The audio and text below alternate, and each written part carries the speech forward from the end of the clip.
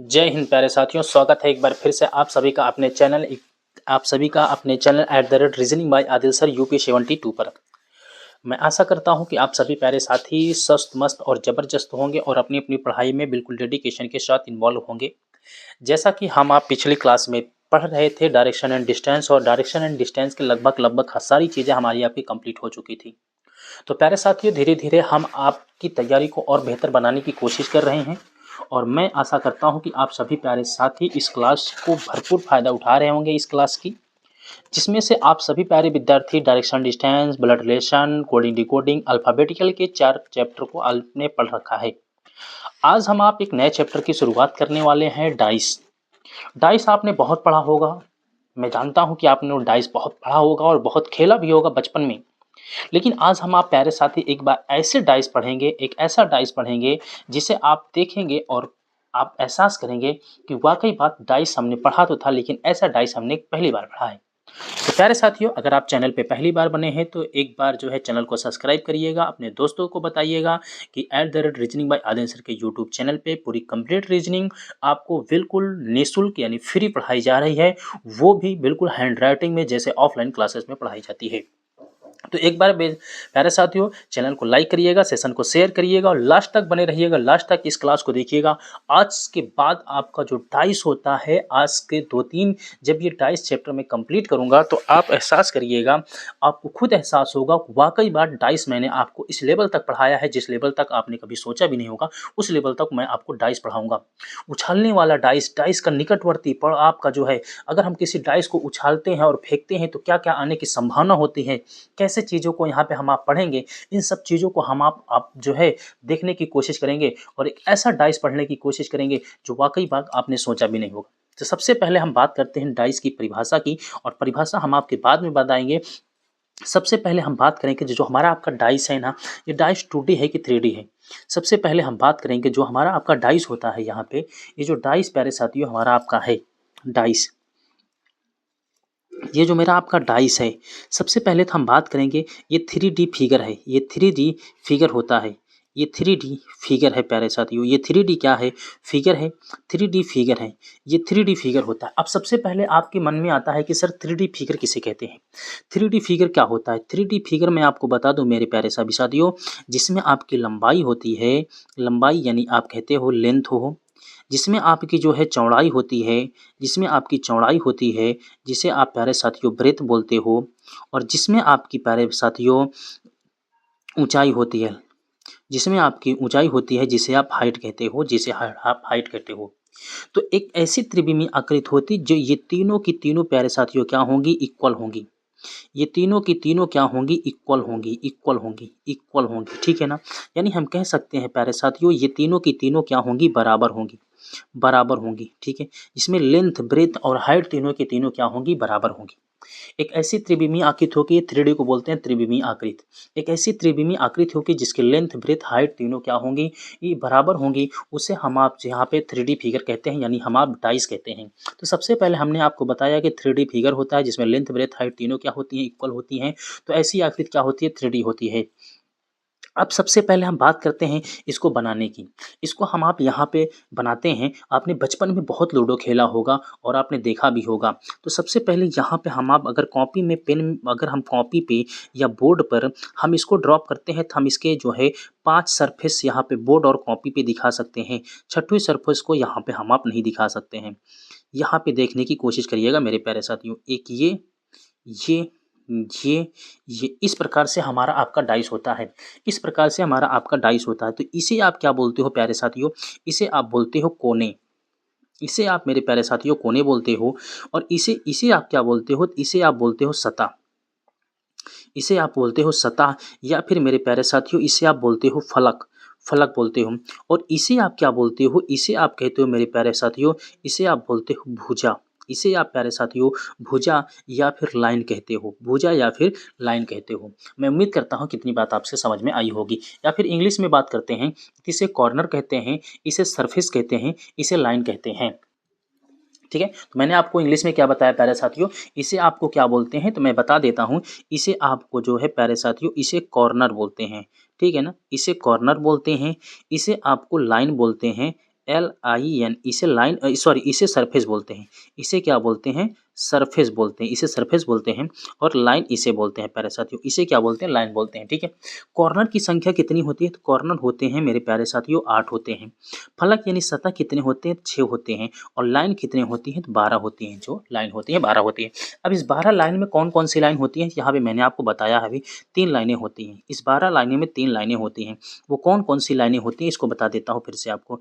Length होती है, breath होती है, हाइट होती है और ये तीनों क्या होती हैं? इक्वल होती हैं। लेंथ, ब्रेथ, हाइट तीनों क्या होती हैं? इसे ही हम आप बोलते हैं इक्वल बोलते हैं। इसे ही प्यारे साथियों हम आप इक्वल बोलते हैं, इक्वल होती हैं। ठीक है ना? इसमें लेंथ, ब्रेथ, हाइट तीनों क्या होती हैं? इक्वल होती हैं।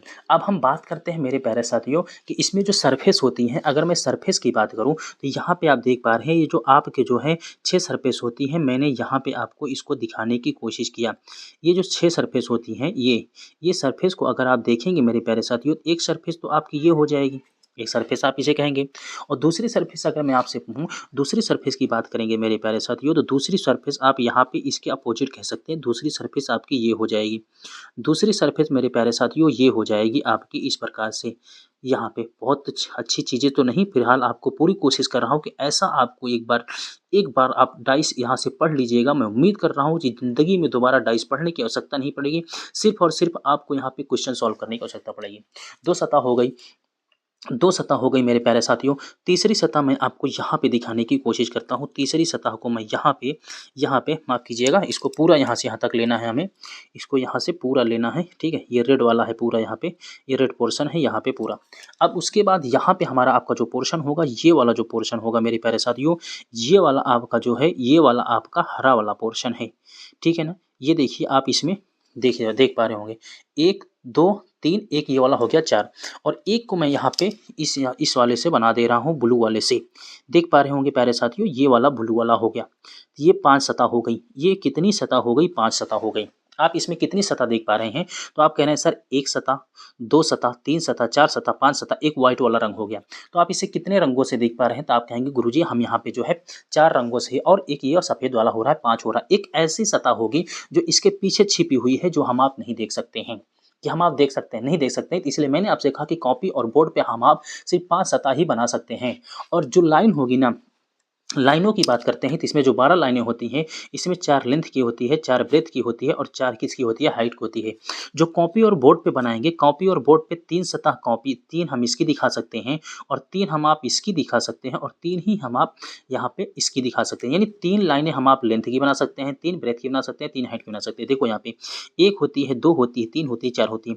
इस प्रकार से अगर हम आप बनाएँगे, जो हमारा आपका कॉपी और बोर्ड पे हमारा आपका जो डाइस बनेगा, वो इस प्रकार से हमारा आपका कॉपी और डाइस पे कॉपी और बोर्ड पे हमारा आपका डाइस बनेगा। इस प्रकार से हमारा आपका कॉपी और बोर्ड पर हमारा आपका जो डाइस होगा, इस प्रकार से बनेगा।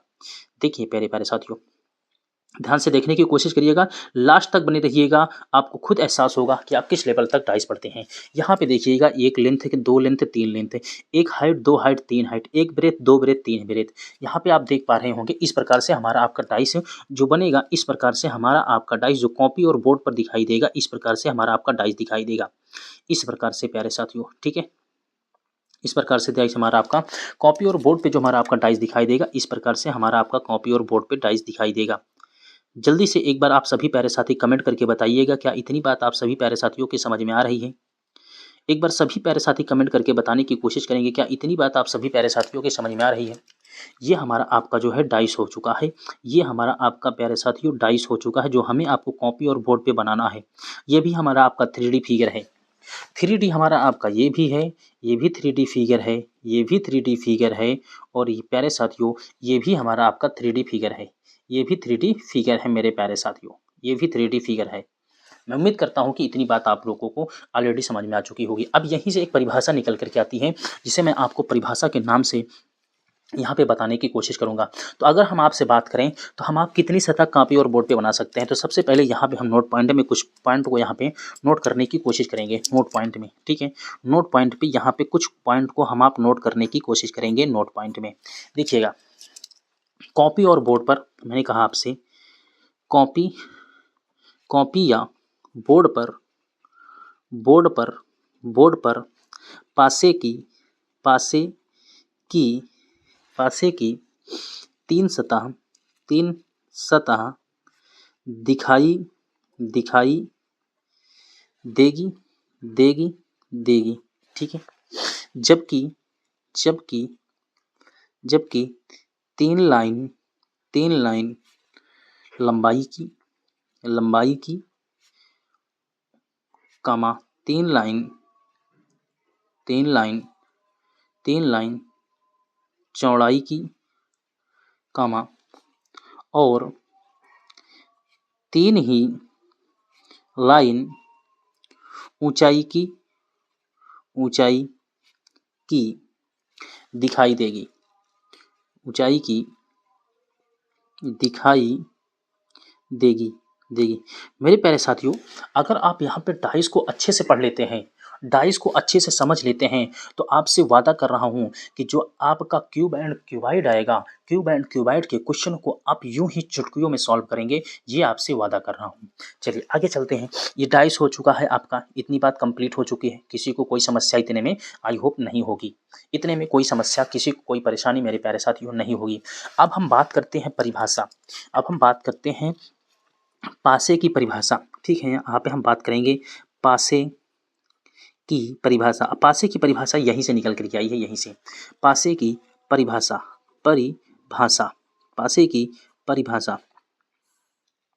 ठीक है, इस आपका चलिए पासे की परिभाषा कहाँ से निकल करके आई है? पासे की परिभाषा क्या होती है? डिफिनीशन ऑफ डाइस, इंग्लिश में बोलते हैं डिफिनीशन ऑफ डाइस।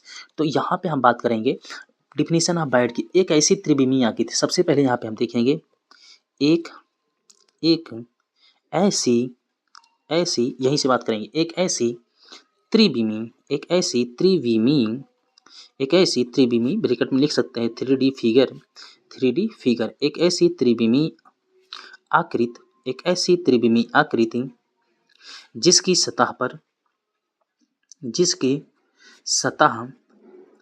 सतह यानी फलक पर, जिसकी सतह फलक पर कोई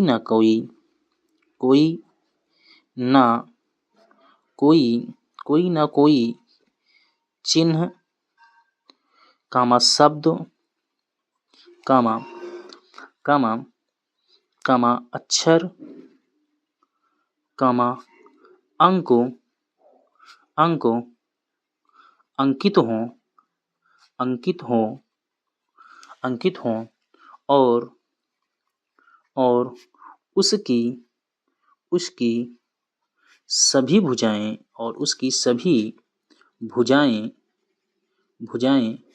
आपस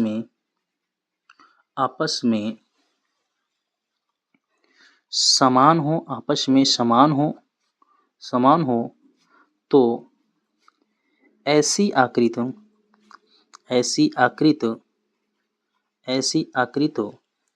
पासा कहलाती है। ऐसी आकृति पासा कहलाती है। देखिए मेरे प्यारे बच्चों, मैंने आपसे क्या बताया? मैंने कहा आपसे एक ऐसी त्रिविमीय आकृति, एक ऐसी 3D फिगर जिसकी सतह यानी फलक होता है, सरफेस होता है, जिसकी सतह पर कोई ना कोई चिन्ह हो, शब्द हो, अक्षर हो, अंक हो, अंकित किए गए हो, यानी लिखे गए हों, जिसे आप जो है अंकित किए गए हो, लिखे गए हो, तो उसकी सभी भुजाएं आपस में क्या हो? समान हो। तो ऐसी आकृति आपसे क्या कहलाती है? पासा कहलाती है। ऐसी आकृति क्या कहलाती है? पासा कहलाती है। तो यहाँ पे मैं चार पासे बनाने की कोशिश करता हूँ, गौर करिएगा। मैं चार पासों को एच के रूप में यहाँ पे समझाने की कोशिश करता हूँ आपसे, एच के माध्यम से यहाँ पे समझाने की कोशिश करता हूँ, उदाहरण के माध्यम से, या फिर आप कह सकते हैं एग्जाम्पल या के एस के रूप में। यहाँ पे बात गौर करने की, समझने की कोशिश करिएगा। मैंने कहा एक ऐसी त्रिविमीय की जिसकी सतह पर कोई ना कोई चिन्ह हो। चलिए एक मैं यहाँ पे आपको डाइस बना करके दिखाता हूँ। एक डाइस आपको ऐसे भी आपका बनता है। एक डाइस ये हो गया, इसे हमने कहा 1 नंबर का डाइस है ये। फिर मैंने एक दूसरा डाइस बनाया, मैंने इसे कहा कि ये दूसरा डाइस है। ठीक है, मैंने एक तीसरा डाइस यहाँ पे बनाया आपको, 3 नंबर का हो गया। और मैंने एक चौथा डाइस आपको यहाँ पे बना करके सिखाया मेरे प्यारे साथियों। एक चौथा डाइस यहाँ पे मैंने आपको बना करके सिखाया। ये 4 डाइस है। मैंने कहा कोई ना कोई चिन्ह हो। मैंने कहा यहाँ पे मेरे प्यारे साथियों एरो है, यहाँ पे एरो है और यहाँ पे आपका परसेंटेज है और यहाँ पे आपका एट द रेट है। तो आपने जो चिन्ह की बात किया है, चिन्ह ये है। चिन्ह की जो बात किया है, एक सतह पर ये है, एक सतह पर ये है, एक सतह पर ये है। उसके बाद आपने दूसरे शब्द क्या है, दूसरा क्या है, कोई शब्द है। शब्द के रूप में मैंने कह दिया यहाँ पे लाल है, यहाँ पे आपने लिखा लाल लिखा और यहाँ पे आपने लिखा हरा, यहाँ पे आपने लिखा नीला, नीला लिख लिया, ठीक है। और यहाँ पे आपने लिख लिया, यहाँ पे आपने लिख लिया है काला, यहाँ पे आपने लिख लिया काला, काला। देखिए जिनके सतह पर कोई ना कोई शब्द है, शब्द शब्द लाल हरा काला नीला आपका शब्द है, ठीक है। तीसरा कह रहा है कोई ना कोई अक्षर हो, कोई ना कोई क्या हो, अक्षर हो। मैंने कहा यहाँ पे ए है, बी है, सी है, ये भी होगा तो भी आपका पासा होगा। और चौथा आपसे कह रहा कोई ना कोई अंक होगा जिससे आप बचपन में बहुत खेलते थे।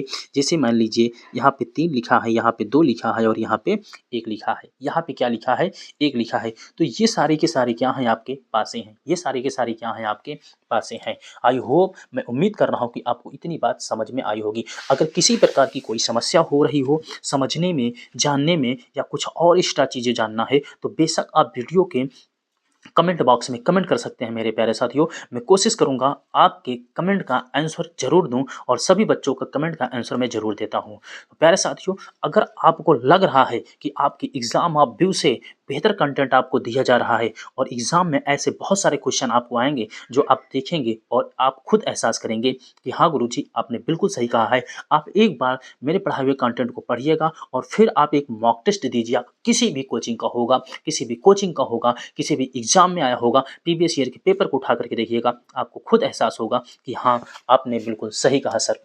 चलिए अगले क्वेश्चन पे बात करते हैं मेरे प्यारे साथियों, क्योंकि मेरे प्यारे साथियों अगले क्वेश्चन पे क्या करते हैं, अब हम बात करते हैं पासे के प्रकार, टाइप्स ऑफ डाइस। अब हम बात करते हैं टाइप्स ऑफ डाइस, यहाँ पे बात करते हैं, यहाँ पे बात करते हैं types of dice, types of dice. Hindi में बात करें तो पासे के प्रकार, हिंदी में बात करें मेरे प्यारे साथियों तो हम कह सकते हैं पासे के प्रकार। आप लोग कमेंट बॉक्स में बताइएगा कितने प्रकार के होते हैं पासे के प्रकार, पासे के प्रकार। आप लोग कमेंट बॉक्स में बताइएगा पासा कितने प्रकार का होता है। कमेंट बॉक्स में आप कमेंट करके बताइएगा पासे के प्रकार। अब कौन बताएगा, कौन बताएगा, जल्दी से बताएंगे कौन बताएगा पासे के प्रकार। तो आइए हम बात करते हैं पासा कितने प्रकार का होता है। तो पासा होता है there are 2 types of dice, there are 2 types of dice. पासा मेरे प्यारे साथियों 2 प्रकार का होता है। There are 2 types of dice, पासा 2 प्रकार का होता है। हिंदी में लिखूं तो मेरे प्यारे साथियों पासा, पासा 2 प्रकार का होता है, 2 प्रकार का होता है। पासा 2 प्रकार का होता है, पासा 2 प्रकार का होता है। अब वो 2 प्रकार कौन-कौन से हैं इसके बारे में बात करते हैं। पासा 2 प्रकार का होता है, कौन-कौन से हैं इसके बारे में बात करते हैं। अभी तो हमने सिर्फ डेफिनेशन पढ़ा, अब हम बात करते हैं टाइप्स ऑफ डाइस, पासा कितने प्रकार के होते हैं। तो आइए बात करते हैं पासा कितने प्रकार के होते हैं मेरे प्यारे साथियों, ठीक है। पासे के प्रकार के बारे में जानने की कोशिश करते हैं, पासे के प्रकार के बारे में जानने की कोशिश करते हैं मेरे प्यारे साथियों। यहाँ पे टाइप्स ऑफ डाइस में जानने की कोशिश करते हैं। There are 2 types of dice होता है। एक होता है मेरे प्यारे साथियों, सबसे पहला होता है बेस डाइस, सबसे पहला होता है जिसे आप कहते हो बेस डाइस होता है। बेस डाइस हिंदी में आप इसे बोलते हो आधार पासा, आधार पासा, आधार पासा होता है। बेस डाइस को हिंदी में बोलते हैं आधार पासा। और दूसरा होता है मेरे प्यारे साथियों, दूसरा होता है मेरे प्यारे साथियों open dice, open dice, open dice होता है, ओपन डाइस होता है जिसे आप खुला पासा कहते हो, खुला पासा कहते हो, खुला पासा। अब आप बताइएगा कि आपने कौन सा सोचा था, आपने क्या सोचा था कि पासा कौन कौन से होता है, जनरल डाइस, स्टैंडर्ड डाइस? नहीं मेरे दोस्त, जनरल डाइस स्टैंडर्ड डाइस जो आपने सोचा होगा वो जनरल डाइस और स्टैंडर्ड डाइस पार्ट होते हैं, पार्ट होते हैं। किसके पार्ट होते हैं? आप बचपन में जिस पासे से खेलते थे या अभी भी अगर आप जो है दत्ती वाला पासा लूडो खेलते हो जो आप चला जाता है, और या फिर आप जो है ऑनलाइन भी पासा खेलते हो, लूडो खेलते हो, तो आप किस पासे से खेलते हो? कौन सा पासा होता है वो? कौन सा डाइस होता है वो? आप उसको कौन से डाइस से खेलते हो? तो मेरे दोस्त मैं आपको बता दूँ, सबसे पहला क्या होता है, बेस डाइस होता है। सबसे पहला मेरे प्यारे साथियों क्या होता है, बेस डाइस होता है। तो आज हम आप सबसे पहले पढ़ेंगे बेस डाइस। बेस डाइस क्या होता है? तो सबसे पहले हम आप बेस डाइस के बारे में जानने की कोशिश करेंगे और पढ़ने की कोशिश करेंगे बेस डाइस में। तो हम आप सबसे पहले there are two types of base dice, इसको भी इसके बारे में जानने की कोशिश करेंगे। तो ये मेरे प्यारे साथियों, ये भी कितने प्रकार का होता है, ये 2 प्रकार का होता है। इसको भी अगर हम जानने की कोशिश करेंगे तो ये 2 प्रकार का होता है मेरे प्यारे साथियों। यहाँ पे आइए देखने की कोशिश करेंगे। सबसे पहले हम इसके बारे में भी जानने की कोशिश करेंगे। बेस डाइस 2 प्रकार का होता है। अब वो कौन-कौन से होते हैं इसके बारे में जानने की कोशिश करते हैं। सबसे पहला होता है स्टैंडर्ड स्टैंडर्ड डाइस, जिसे आप बोलते हो स्टैंडर्ड डाइस, यानी हम आप हिंदी में बोलते हैं इसे मानक पासा। हिंदी में बोलते हैं मानक पासा। हिंदी में मेरे प्यारे साथियों इसे हम आप मानक पासा कहते हैं। मानक पासा कहते हैं। ये होता है 1 नंबर का। और दूसरा नंबर होता है मेरे प्यारे साथियों जनरल डाइस होता है। जनरल डाइस या फिर हम आप कहते हैं सिंपल डाइस। सिंपल डाइस, ठीक है मेरे प्यारे साथियों। जनरल डाइस या सिंपल डाइस या फिर हम आप इसे कहते हैं सामान्य पासा, सामान्य आबलिक साधारण पासा। साधारण, सिंपल, साधारण पासा, सामान्य आबलिक साधारण पासा, ये होते हैं 2। आप जो बचपन में जिस पासे से खेलते हो मेरे प्यारे साथियों, अब इनमें से कौन-सा होता है? तो अब वो होता है जनरल स्टैंडर्ड डाइस होता है। जनरल डाइस नहीं होता, स्टैंडर्ड डाइस होता है। अब हम सबसे पहले हमारी आपकी हेडिंग होगी स्टैंडर्ड डाइस। अब हम सबसे पहले पढ़ेंगे स्टैंडर्ड डाइस। स्टैंडर्ड डाइस आखिर है क्या? कैसे काम करता है? कैसे काम नहीं करता है? इसके बारे में जानने की कोशिश करेंगे। इसके बारे में जानने की कोशिश करेंगे। तो आइए सबसे पहले हम आप यहाँ पे हेडिंग डालते हैं standard dice. Standard dice, standard dice यानी हम आप लिखेंगे मानक पासा। मानक पासा, मानक पासा प्यारे बच्चों। हम आप सबसे पहले पढ़ने की कोशिश करेंगे मानक पासा को। सबसे पहले हमारी आपकी बात होगी मानक पासा की बात होगी मेरे प्यारे साथियों, ठीक है। मानक पासा की बात होगी। आइए, ये जो हमारा आपका मानक पासा है, हम आप कैसे पहचानेंगे कि मानक पासा है? हम आप कैसे पहचान करेंगे इसके कि हमारा साधारण पासा है? हम आप कैसे पहचान करेंगे इस सब की? ओपन टाइस होगा तो बहुत आसानी से पहचान हो सकती है, लेकिन हमारी आपके पास जो प्रॉब्लम होती है वो होती है स्टैंडर्ड डाइस और जनरल डाइस में। हम आप कैसे पहचान करेंगे इसकी? तो इसकी पहचान करने के लिए सबसे पहले हमें आपको इसकी एक छोटी-सी परिभाषा के रूप में आपको बताना पड़ेगा, और परिभाषा तो हम आपको बाद में बताएँगे, लेकिन सबसे पहले इसके कुछ हम आपके कॉन्सेप्ट को समझने की कोशिश करेंगे, या फिर हम कहते हैं पहचान या परिभाषा। चलिए, हमने कहा इसकी पहचान, पहचान ऑब्लिक परिभाषा, परिभाषा, ठीक है। डेफिनिशन ऑफ स्टैंडर्ड डाइस, ठीक है। या फिर आप इसकी पहचान क्या है, कैसे पहचान करेंगे, कैसे पहचान करेंगे? तो आइए इसकी पहचान और परिभाषा के बारे में आपको बताने की कोशिश करता हूँ। देखिए, मैंने कहा एक ऐसी त्रिविमीय आकृति, एक ऐसी त्रिविमीय, ठीक है, एक ऐसी त्रिविमीय आकृति, एक ऐसी त्रिविमीय आकृति जिसकी जिसकी दो निकटवर्ती, दो निकटवर्ती, निकटवर्ती, निकटवर्ती को इंग्लिश में क्या बोलते हैं? Near by, near by surface.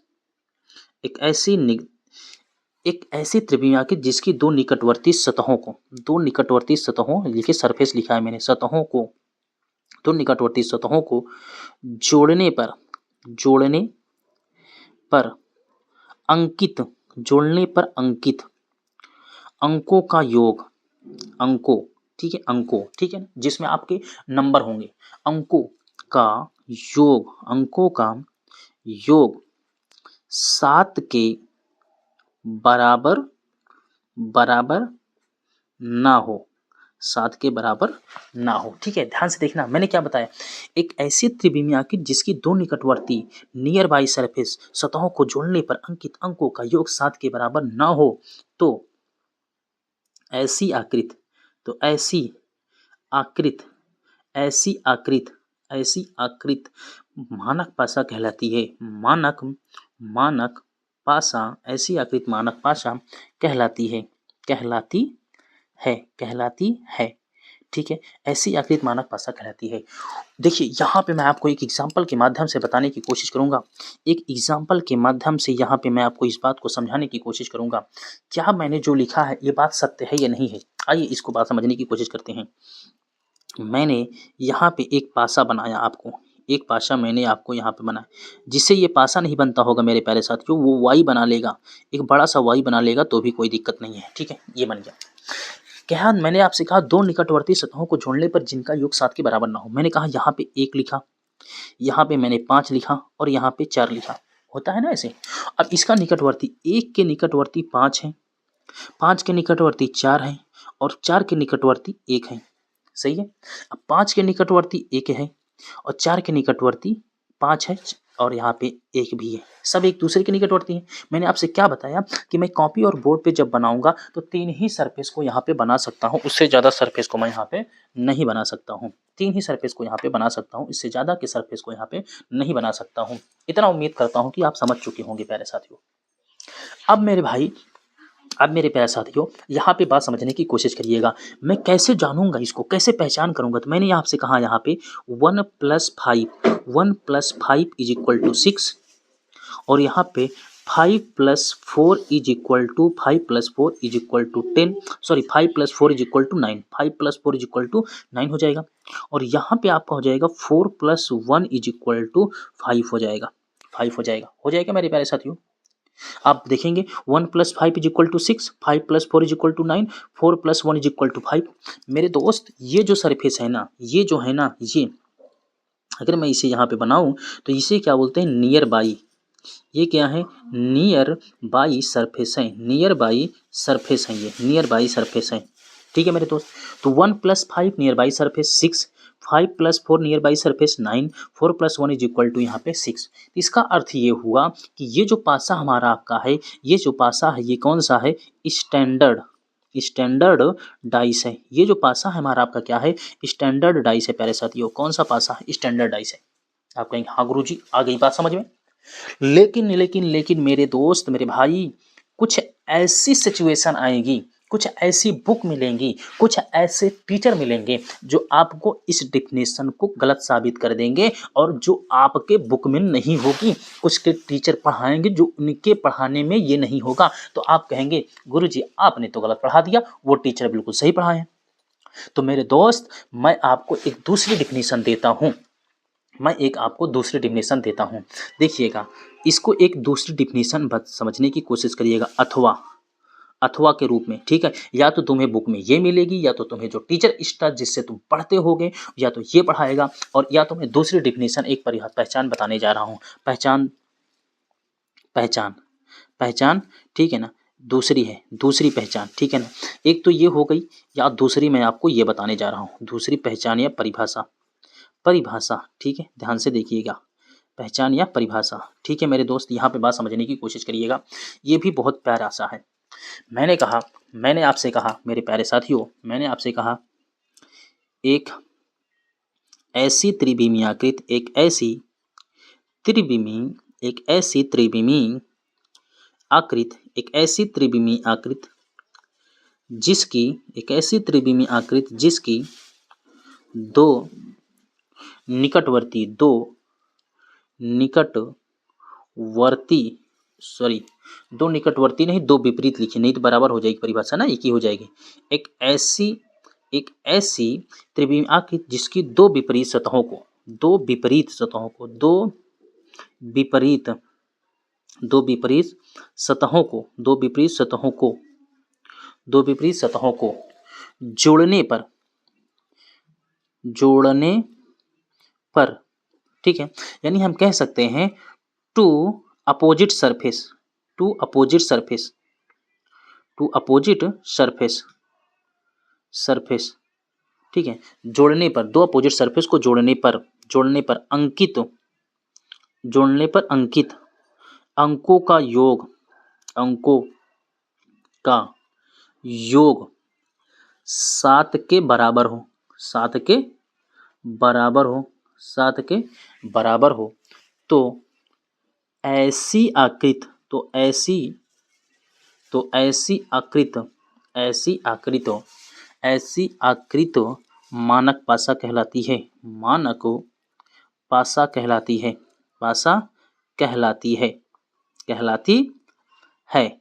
देखो गौर करिएगा, दोनों में थोड़ा सा अंतर है। आप कहेंगे गुरुजी एक बार आप बता रहे हैं कि 7 के बराबर नहीं होना चाहिए और एक बार बता रहे हैं 7 के बराबर हो, तो इसका क्या अर्थ है? तो मैं यहाँ पे ध्यान से देखने की कोशिश करिएगा।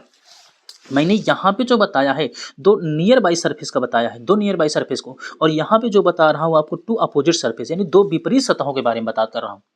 यहाँ पे विपरीत सतह है और यहाँ पे आपकी निकटवर्ती सतह है, तो विपरीत और निकटवर्ती दोनों में अंतर है, विपरीत और निकटवर्ती दोनों में अंतर है।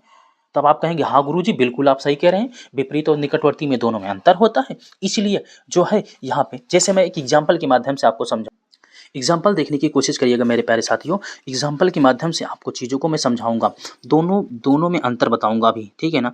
आइए बात करते हैं दोनों डिफिनीशन में, उसके बाद एक बार यहाँ पे देख लीजिए, फिर दोनों डिफिनीशन में आपको अंतर भी बता दूंगा, आप देख लीजिएगा। एक बार आप समझ लेते हैं तो मेरे प्यारे साथियों आपका क्यूब एंड क्यूबाइड और डाइस का पूरा चैप्टर आसान हो जाएगा। देखो मेरे दोस्त, मैंने यहाँ पे लिखा आपसे 3 और मैंने यहाँ पे लिखा 2 और मैंने यहाँ पे लिख दिया 1 लिख दिया। तो इस 3 का जो विपरीत होगा ना नीचे होगा, 3 का विपरीत 4 है और 1 का विपरीत मेरे प्यारे साथियों यहाँ पे आपका 6 है और 2 का विपरीत मेरे प्यारे साथियों यहाँ पे 5 है। 2 का विपरीत क्या है? 5 है। तो मैंने यहाँ पे लिखा 3 + 4, यहाँ पे मैंने लिखा 3 + 4 = 7, ठीक है। और दूसरा मैंने यहाँ पे आपसे लिखा, दूसरा मैंने लिखा यहाँ पे मेरे प्यारे साथियों 2 + 5 = 7 लिखा। और तीसरा मैंने यहाँ पे आपसे लिखा 1 + 6 = 7। आपको याद होगा जब आप लूडो खेलते थे, ऑफलाइन लूडो खेलते थे और आप जो है आप दत्ती वाला लूडो खेलते थे, आप किसी से चीटिंग करते थे, तो कैसे चीटिंग करते थे? अगर आपको 6 चाहिए होता था तो कैसे लाते थे आप? तो आप कहते थे सर एक जैसे जैसे आप बात समझिए, ये आपकी क्या होती थी, ये आपके लूडो की डिब्बी होती थी। तो इसमें आपने 6 डाल दी, इसमें आपने लूडो की गोटी को डाल दिया और जब आप लूडो की गोटी यहाँ पे ऐसे डालें और ऐसे जैसे आपने डाले तो आप देखिए कि एक ऊपर हो गया, एक ऊपर हो गया और गोटी को बिना हिलाए हुए ऐसे पलट दिए, ऐसे पलट दिए। जब ऐसे आप लूडो की गोटी को पलटोगे ना तो यहाँ पे 6 आ जाएगा, यहाँ पे क्या आ जाएगा? 6 आ जाएगा और नीचे आपका कितना आ जाएगा? 1 आ जाएगा। उसी प्रकार से आपको 3 चाहिए तो गोटी के यहाँ पे आप जो है ना, यहाँ पे ऊपर 4 कर दीजिए और ऐसे पलट दीजिएगा तो देखिए 3 आ जाएगा, 3 आ जाएगा। यानी हो क्या रहा है? हो ये रहा है मेरे दोस्त कि ये दोनों क्या हैं? टू अपोजिट सरफेस है। ये दोनों क्या हैं? टू अपोजिट सरफेस हैं। तो अपोजिट क्या है? दो अपोजिट सरफेस हैं, दो अपोजिट सरफेस है मेरे दोस्त, दो अपोजिट सरफेस हैं। और यहाँ पे ये भी आपके क्या है? दो अपोजिट सरफेस है। ये सब दो अपोजिट सरफेस है मेरे दोस्त। ये क्या है? दो अपोजिट सरफेस है। दो अपोजिट क्या है? सरफेस है। दो अपोजिट क्या है मेरे प्यारे साथियों? दो अपोजिट सरफेस है। अगर मैं इन दो अपोजिट सरफेस का एडिशन करता हूँ, तो इनका योग कितना होता है? 7 होता है। यहाँ पे इसका भी एडिशन होता है मेरे प्यारे साथियों, एडिशन होता है। तो इनका एडिशन जो होने पर मेरे प्यारे साथियों 7 हो जाएगा। कितना हो जाएगा? 7 हो जाएगा। तो जहाँ पे दो विपरीत सतहों को जोड़ने पर योग, जो योग आता है इसी को योग बोलते हैं। 7 के बराबर होगा तो भी मानक पासा होगा। दो निकटवर्ती सतहों को जोड़ने पर योग 7 के बराबर नहीं होगा तो भी आपका क्या होगा? मानक पासा होगा। जैसे यहाँ पे बात समझने की कोशिश करिएगा, मैं यहाँ एक एग्जाम्पल देता हूँ आपको और समझने की कोशिश करिएगा। मैं दो पासे बनाता हूँ। यहाँ पे एक पासा मैंने यहाँ पे ये बनाया, एक पासा मेरा ये है, एक पासा मेरे दोस्त मेरा ये है और दूसरा पासा मेरा इधर है, दूसरा पासा मेरे दोस्त इधर है, दूसरा पासा मेरा इधर है, ठीक है, यहाँ पे है, दूसरा पासा मेरा इधर है। अब गौर करने की कोशिश करिएगा, मैंने यहाँ पे आपसे कहा, मैंने यहाँ से आपसे कहा कि यहाँ पे आपका लिखा हुआ है 5, यहाँ पे 4 है और यहाँ पे आपका जो है 6 है, ठीक है। एक ये बना और एक ये बना और इसका अपोजिट मैंने यहाँ पे बना दिया, इसका अपोजिट मेरे दोस्त मैंने यहाँ पे बना दिया, इसका अपोजिट मैंने यहाँ पे बना दिया जो है, इसका अपोजिट यहाँ पे मैंने बना दिया है 3, इसका अपोजिट 3 बना दिया और इसका अपोजिट मैंने मेरे साथियों यहाँ पे बना दिया 1। इसका अपोजिट मैंने बना दिया यहाँ पे जो है, इसका अपोजिट यहाँ पे मैंने जो है, इसका अपोजिट मैंने यहाँ पे 2 बना दिया, ठीक है ना। ठीक है मेरे साथियों, ठीक है ना। मैंने यहाँ पे एक 4 बनाया, इसका अपोजिट यहाँ 3 बना दिया और एक मैंने यहाँ बना दिया 1 और यहाँ पे मैंने बना दिया है आपका 2, यहाँ पे मैंने बना दिया 2, ठीक है। इसी प्रकार से मैं एक पासा यहाँ पे बनाता हूँ, इसी प्रकार से एक यहाँ पे बनाया हूँ जो आपका, इसमें मैंने यहाँ पे बना दिया कि यहाँ पे आपका 3 है, यहाँ पे आपका 3 है, यहाँ पे आपका 2 है और यहाँ पे आपका 1 है, यहाँ पे आपका क्या है 1 है और यहाँ पे प्यारे साथियों यहाँ पे आपका 5 है, यहाँ पे आपका मैंने कह दिया 5 है, ठीक है। और यहाँ पे मैंने आपसे कह दिया, यहाँ पे आपसे कह दिया कि यहाँ पे आपका जो है 6 कर दिया, यहाँ पे आपको 6 कर दिया हूँ, ठीक है। और यहाँ पे आपको मैंने बता दिया कि यहाँ पे, ठीक है, जब इसका अपोजिट हो गया तो इधर है, इसका अपोजिट इधर हो जाएगा और इसका अपोजिट इधर हो जाएगा, ठीक है। यहाँ पे मैंने आपको बना दिया है, यहाँ पे मैंने आपको बना दिया है, यहाँ पे आपको बना देता हूँ ओ, ठीक है। यहाँ पे मैं आपको जो है, यहाँ पे मैं आपको, ठीक, यहाँ पे मैंने 6 बना दिया है, चलिए ठीक है। यहाँ पे मैंने जो है, यहाँ पे मैंने 6 बना दिया है, तो यहाँ बच क्या रहा है 4 बच रहा है, 4 इधर मैं बना देता हूँ। तो आप कहोगे गुरुजी 4 3 7 हो गया, निकटवर्ती सतह हो गई ना, 4 3 7 हो गई। तो मेरे भाई यहाँ पे आपका क्या है, यहाँ पे मैं आपको लिख देता हूँ, यहाँ पे मैं लिख देता हूँ आपका जो है, 1 मिनट, चलिए इसका कोई काम नहीं है, तो यहाँ पे देखने की कोशिश करिएगा, इसका कोई काम नहीं है फिलहाल, क्योंकि हमें एक दूसरा बनाना, एक डिफिनीशन ये वाली बनानी है, एक डिफिनीशन ये वाली बनानी है, तो इसका कोई काम नहीं, ठीक है। मैं दोनों की कोशिश कर रहा था, दोनों पे वही बन जाए, चलिए कोई बात नहीं। तो यहाँ पे देखिए, यहाँ पे आप देखेंगे कैसे पहचानेंगे, तो यहाँ आपने कहा सर अपोजिट सरफेस हो रही है, 4 + 3 = 7, यहाँ पे आपने कहा 6 + 1 = 6 + 1 = 6 + 1 = 7 और यहाँ पे 5 + 2 = 7, ठीक है ना, ये हो गया। अगर मैं यहाँ पे बोलूँ कि 5 के निकटवर्ती सतह कौन कौन सी है, 5 के निकटवर्ती, तो 5 के निकटवर्ती 1 है, देखो इसी से एक दोनों से 5 के निकटवर्ती की अगर मैं बात करूँ, तो आपने कहा सर सबसे पहले तो इसे आप लिख लीजिए स्टैंडर्ड डाइस, ठीक है, इसे आप स्टैंडर्ड डाइस लिख लीजिए, ठीक है, चलिए स्टैंडर्ड डाइस हो गया। लेकिन अगर मैं कहूँ कि 5 के निकटवर्ती सतह, 5 के निकटवर्ती, तो 5 के निकटवर्ती 1 2 3 4, इन सबको जोड़ने पर क्या 7 आएगा, 5 1 6, 5 4 9, 4 6 10, 5 4 5 3 8, 7 के बराबर नहीं आया। यहाँ पे बात समझिएगा, 5 के पड़ोसी सतह, 5 के पड़ोसी सतह, 5 के पड़ोसी सतह, 5 के पड़ोसी सतह, तो बात समझने की कोशिश करें। इसका मैं लिख रहा हूँ यहाँ पे 5 के पड़ोसी सतह कौन कौन से हैं, तो 5 के पड़ोसी सतह हैं आपके कौन है, 5 के पड़ोसी सतह है 4 हैं, 6 हैं, 3 हैं, 1 है, क्या है 6 है, 3 है, 1 है। अगर मैं कहूँ 5 + 4 बराबर, तो आप कहेंगे सर 9। मैं दूसरा आपसे कहूँ 5 + 6 बराबर, तो आप कहेंगे सर 10। मैं तीसरा कहूँ 5 + 3 बराबर, तो आप कहेंगे सर 8। मैंने कहा 5 + 1 बराबर, तो आप कहेंगे सर 6। क्या ये 7 के बराबर हुआ? नहीं हुआ। क्या ये 7 के बराबर हुआ? नहीं हुआ। क्या ये 7 के बराबर हुआ? नहीं हुआ। क्या ये 7 के बराबर हुआ? तो आप कहेंगे नहीं हुआ सर। तो इसका अर्थ हुआ मैंने दोनों डेफिनिशन इस पे प्रूव कर दी, दोनों डेफिनिशन इस पे प्रूव कर दी।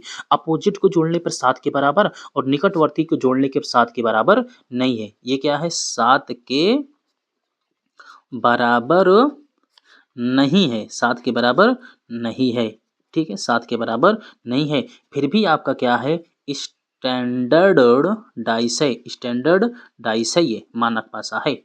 इसी प्रकार से इसको देखिएगा, इसको आप देखेंगे तो कहेंगे आप जो है खुद कहेंगे 3 प्लस यहाँ पे 3 + 1 = 4 और 1 + 2 = 3 3 और 2 + 3 = 5, 2 + 3 = 5। तो मेरे दोस्त ये भी जो है, ये जो पासा है, ये वाला जो है, ये भी स्टैंडर्ड डाइस है, स्टैंडर्ड डाइस है, स्टैंडर्ड डाइस है, स्टैंडर्ड डाइस ये भी है। तो आप कहेंगे सर ये भी क्या है 7 के बराबर, 7 के बराबर नहीं है, 7 के बराबर नहीं है। और क्या नहीं है, ये निकटवर्ती सतह है, क्या है निकटवर्ती सतह है, निकटवर्ती सतह है, निकटवर्ती सतह है। ठीक है मेरे दोस्त, इतनी बात मैं आशा करता हूँ आपको समझ में आई होगी। एक नोट पॉइंट पे यहाँ पे बात समझने की कोशिश करेंगे। एक नोट पॉइंट पे, एक नोट पॉइंट पे मानक पासे में, मानक मानक मानक पासे में, मानक पासे में, पासे में, पासे में एक का विपरीत, एक का विपरीत, एक का विपरीत 6, 2 का विपरीत, 2 का विपरीत, 2 का विपरीत 5, 3 का विपरीत 3 का विपरीत अपोजिट जिसे आप कहते हो, 3 का विपरीत 4, यहाँ पे 3 का विपरीत 4 होता है, ठीक है, 3 के विपरीत 4 होता है। मैं आशा करता हूँ कि इतनी बात आपके समझ में आई होगी और ये रहा आपका स्टैंडर्ड डाइस। अब स्टैंडर्ड डाइस पे हमें आपको क्या करने हैं, क्वेश्चन करने हैं। तो प्यारे साथियों, अगर मेरी मेहनत, मेरा कंटेंट, मेरे पढ़ाने का तरीका और मेरे समझाने का तरीका आपके समझ में आता है तो प्लीज़ वीडियो को लाइक करिए, अपने दोस्तों को भी बताइए कि @रीजनिंग बाय आदिल सर के यूट्यूब चैनल पे पूरी कंप्लीट रीजनिंग बाय हैंडराइटिंग द्वारा पढ़ाई जा रही है, वो भी निःशुल्क और बिल्कुल ऑफलाइन क्लासेस के जैसा, बिल्कुल ऑफलाइन क्लासेस के जैसा। जो भी प्यारे विद्यार्थी हैं जिनका एग्जाम लगा हुआ है या जो भी कंपटीशन की तैयारी कर रहे हैं, वे एक बार इस क्लास को देख करके जरूर मेरे प्यारे साथियों पढ़ने की कोशिश करिए। दावे के साथ कह रहा हूँ कि आपको ऐसी बेहतरीन क्लास नहीं मिलेगी। मिलते हैं आपसे नेक्स्ट वीडियो में, तब तक के लिए जय हिंद, जय Bharat. Thank you so much.